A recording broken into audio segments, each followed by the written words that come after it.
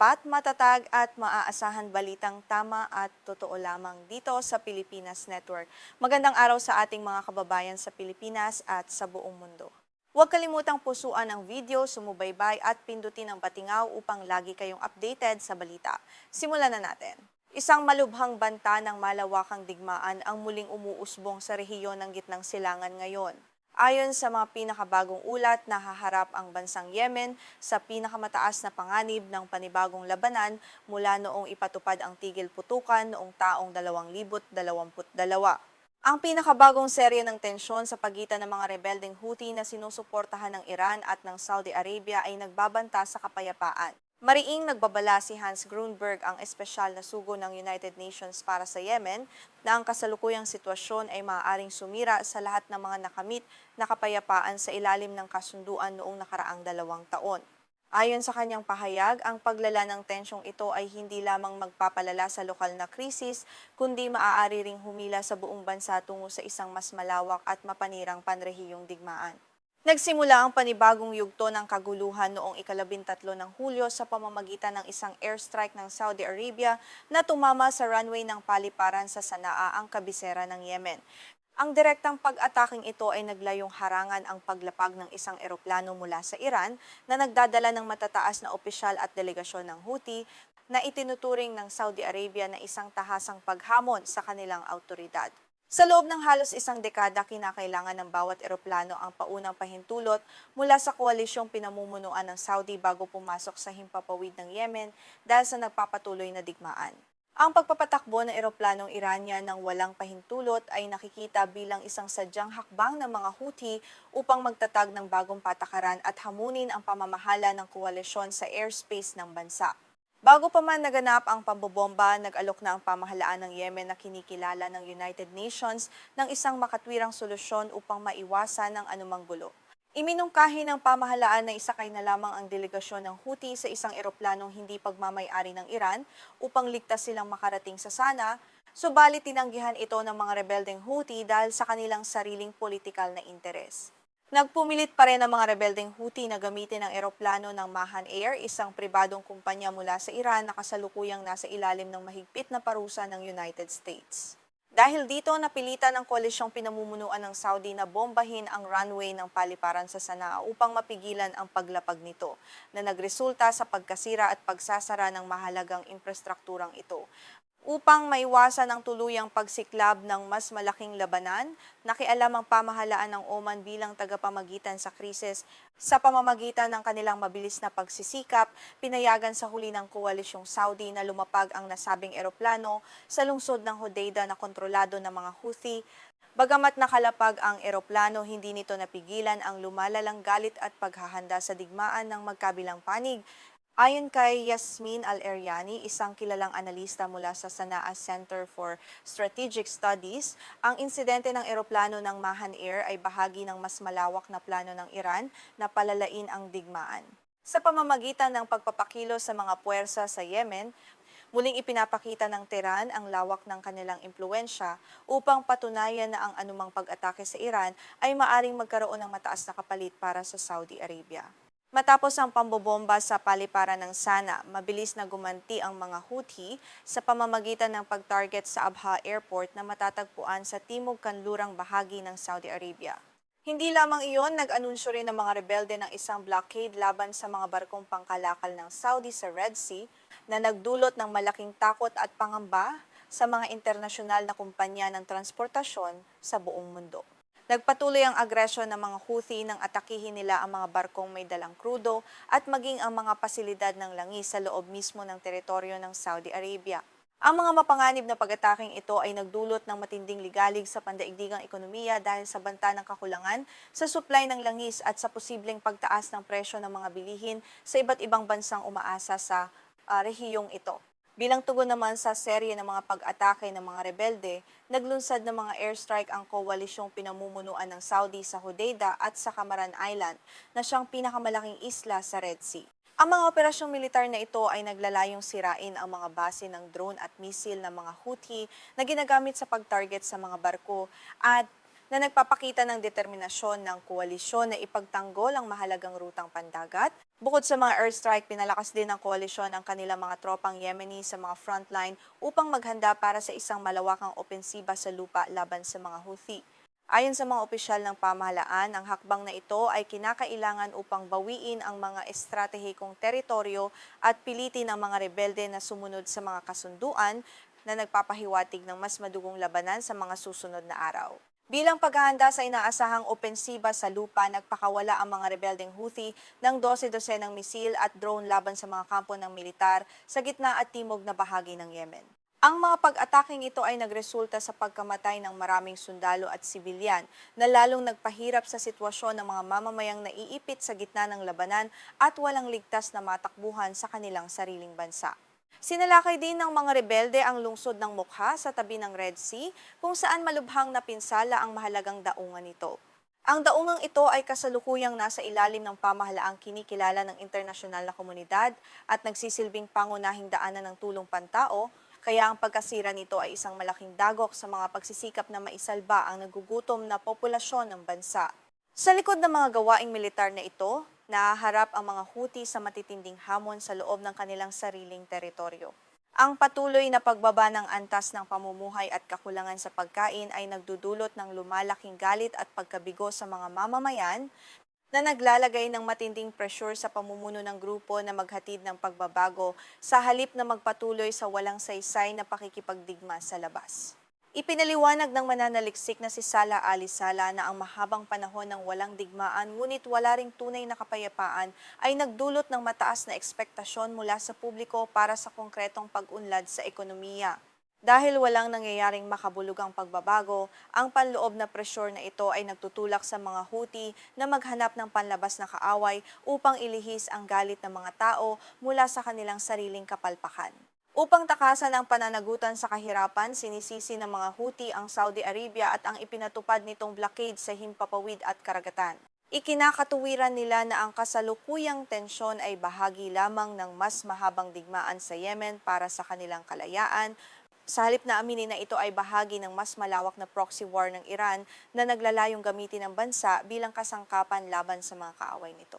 Ang blockade ng Saudi ay nagsimula pa noong Marso ng taong 2025 matapos sakupin ng mga Houthi ang Sana at patalsikin ang lehitimong pamahalaan.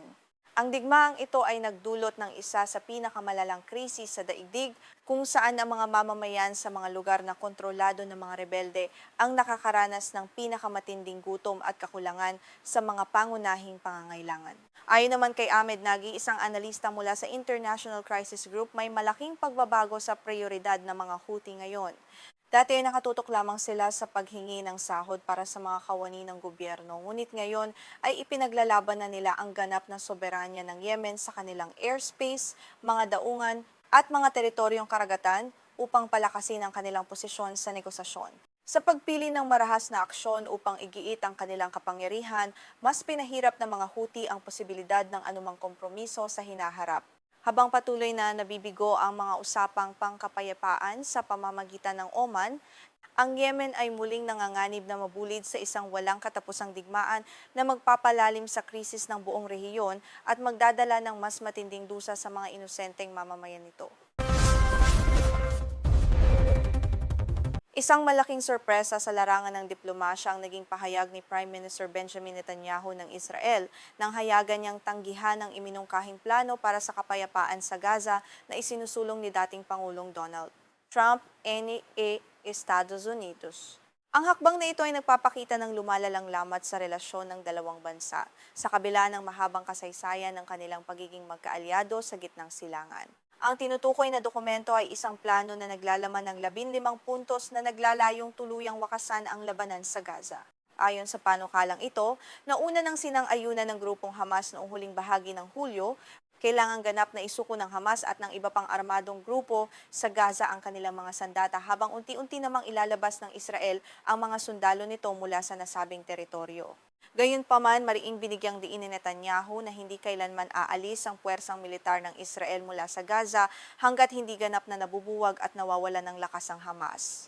Idinagdag pa niya na patuloy nilang haharangin ang anumang uri ng banta na maaring maglagay sa panganib sa buhay ng kanilang mga sundalo at mamamayan na siyang nagpapawalang bisa sa ikalawang yugto ng kasunduan. Inilarawan ng kilalang kolumnista at tagapagsuri ng CNN na si Andrew Carey ang naging desisyon ng punong ministro ng Israel bilang isang malamig na buhos ng tubig sa mukha ni Donald Trump. Si Trump kasi ay kilalang labis na nagmamalaki sa kanyang mga nagawa para sa kapayapaan sa rehiyon at ang pagtangging ito ay tila direktang sampal sa kanyang mga pagsisikap na makamit ang isang makasaysayang kasunduan. Ayon pa kay Carey, ang anumang maliit na pag-asa na makumbinsi si Netanyahu na sumali at sumuporta sa planong pangkapayapaan ng Amerika ay tuluyan ng naglaho dahil sa matigas na pahayag na ito.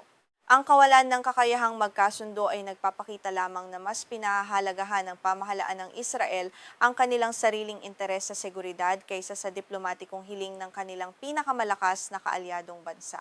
Itinuturing ng maraming eksperto na isang napakalaking pakikipagsapalaran para kay Netanyahu ang hakbang na ito. Sa pamamagitan ng pagtanggi sa plano, maaari niyang galitin si Donald Trump na kasalukuyang naghahanap ng isang malaking tagumpay sa patakarang panlabas upang mapalakas ang kanyang sariling politikal na posisyon, lalo na sa gitna ng kasalukuyang tensyon at pagkakabalam ng mga negosasyon sa pagitan ng Amerika at ng bansang Iran. Bakit nga ba pinili ni Netanyahu na tahakin ang mapanganib na landas na ito sa puntong ito? Ayon sa pagsusuri ni Carey, ang pangunahing dahilan ay ang nalalapit na pambansang halalan sa Israel na gaganapin sa loob ng mas mababa sa 12 linggo. Nagpapakita ang mga huling survey na nasa dehadong posisyon si Netanyahu, kaya naman kailangan niyang magpadala ng isang napakatapang na mensahe sa mga botante. Sa sistema ng politika sa Israel, kailangan ng isang punong ministro na bumuo ng koalisyon kasama ang iba't ibang partido upang manatili sa kapangyarihan. Kailangan ni Netanyahu ang suporta ng mga radikal na mambabatas mula sa kanang bahagi ng politika. Ang mga grupong ito ay kilalang tutol sa anumang uri ng pakikipagkompromiso sa Hamas at patuloy na nagbibigay ng matinding presyon sa kanyang pamumuno. Ang mga grupong ekstremista sa loob ng koalisyon ni Netanyahu ay lantaran at matinding bumatikos sa iminungkahing plano ng kapayapaan. Hiningi rin nila na bawiin ng gabinete ang naunang desisyon na payagan ang pagpapadala ng International Stabilization Force sa Gaza. Upang mapanatili ang kanyang koalisyon bago ang halalan, napilitan si Netanyahu na sumuko sa mga pampulitikang hiling ng mga grupong ito. Bukod sa presyon ng koalisyon, may mas malalim pang kalkulasyon si Netanyahu na nakatutok sa pangkalahatang opinyon ng publiko sa Israel. Ipinapakita ng mga pag-aaral na naniniwala ang karamihan sa mga botanteng Israelita na nagkamali si Trump sa pag-aakalang tatanggapin ng Israel ang anumang kasunduan na maglilimita sa kanilang kalayaang kumilos militar sa loob ng Gaza upang protektahan ang bansa. Ang hidwaan sa pagitan ng Estados Unidos at Israel ay lalo pang lumalim dahil sa magkaibang pananaw sa isyu ng Iran. Nais ni Trump na magkaroon ng agarang tigil putukan upang mapatigil ang pagtaas ng presyo ng langis na nakaaapekto sa ekonomiya ng Amerika bago ang kanilang sariling halalan. Ngunit para sa Israel, ang pagpapaluwag sa Iran at sa mga kaalyado nito ay isang direktang banta sa kanilang kaligtasan. Ang pagpapaluwag bilang patunay ng kanilang agresibong patakaran, nag-utos kamakailan si Netanyahu ng mga bagong serye ng pambobomba sa Lebanon laban sa grupong Hezbollah na sinusuportahan ng Iran. Ang pag-ataking ito ay naganap sa mismong oras na sinusubukan ng Estados Unidos na mamagitan sa isang sensitibong negosasyon sa pagitan ng Israel at Lebanon, na lalo pang nagpahirap sa diplomatikong ugnayan ng Washington. Sa pagtanggi sa plano para sa Gaza, maaring umaasa si Netanyahu na mapipilitan muli ang pamahalaan sa Washington na baguhin ang kanilang paninindigan upang bigyang daan ang mga pangamba ng Israel. Ayon kay Professor Steven Zunes ng University of San Francisco, kilala ang Israel sa paggamit ng ganitong taktika upang makakuha ng mas paborableng mga kondisyon mula sa kanilang kaalyadong bansa. Ipinaliwanag ni Professor Zunes na sa kasaysayan ng mga negosasyon sa gitnang silangan, madalas na binabago ng Estados Unidos ang kanilang mga panukala kapag nakakatagpo sila ng matinding pagtutol mula sa panig ng Israel. Inaasahan ni Netanyahu na sa pagkakataong ito ang Amerika ay muling yuyuko at gagawa ng mga pagbabago sa plano upang mapanatili ang kanilang alyansa at maiwasan ang tuluyang pagkabigo. Nais din ni Netanyahu na ipakita ang kanyang sarili sa mga mamamayan bilang isang napakatatag na pinuno na kayang tumayo at lumaban sa presyon ng buong mundo.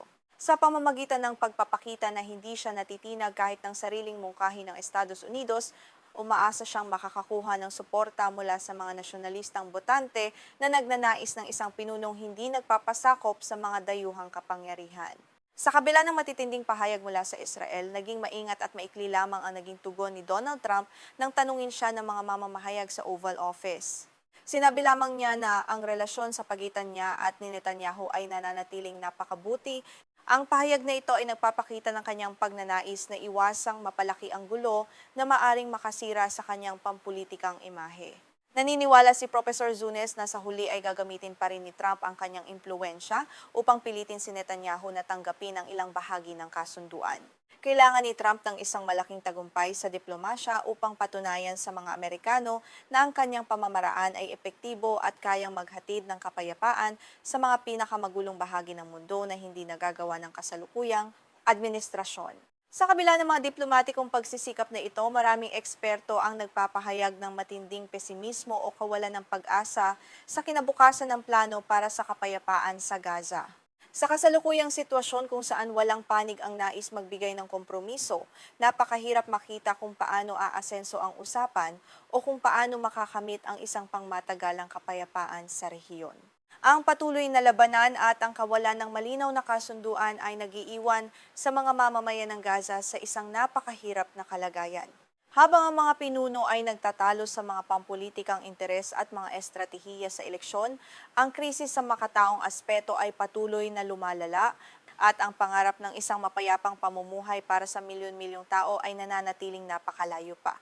Sa huli, ang pagtanggi ni Netanyahu sa plano ni Trump ay nagpapakita na sa mundo ng pandaigdigang politika, ang lokal na kaligtasan sa kapangyarihan ay madalas na mas matimbang kaysa sa mga internasyonal na kasunduan.